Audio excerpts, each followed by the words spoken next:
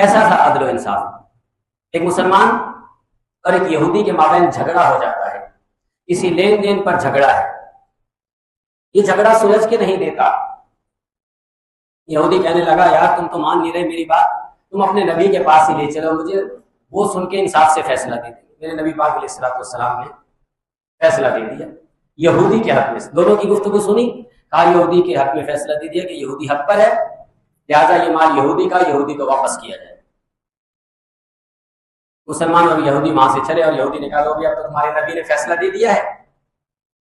مسلمان کہنے لگا نہیں میں سیٹسفائی نہیں ہوں، میں مطمئن نہیں ہوں اس فیصلے سے۔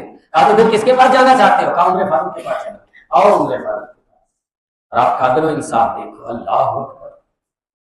عمر فاروق رضی اللہ تعالیٰ عنہ کے پاس وہ مسلمان اس یہودی کو لے گیا، جیسے عمر فاروق رضی اللہ تعالیٰ عنہ کے پاس پہنچے تو یہودی کہنے لگا یہ مسلمان شخص فیصلہ لے کر نبی پاک علیہ الصلوۃ والسلام کے پاس گیا تھا، آپ کے نبی کے پاس گیا تھا، اور انہوں نے فیصلہ میرے حق میں دیا، لیکن آپ کے اس مسلمان کو یہ فیصلہ قبول نہیں، لہٰذا آپ دوبارہ سے ہمارا مقدمہ سنیے اور فیصلہ دیجیے۔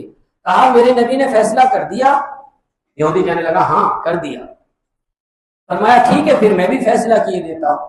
آپ گھر گئے، اندر گئے، اپنی تلوار اٹھا کر لائے اور مسلمان کے بالوں کو سر سے پکڑا اور اس کی گردن کو تن سے جدا کر دیا۔ کہا اس کے لیے یہی میرا فیصلہ ہے، جو میرے نبی کے فیصلے کو نہیں مانتا عمر اس کے لیے یہ فیصلہ کرتا۔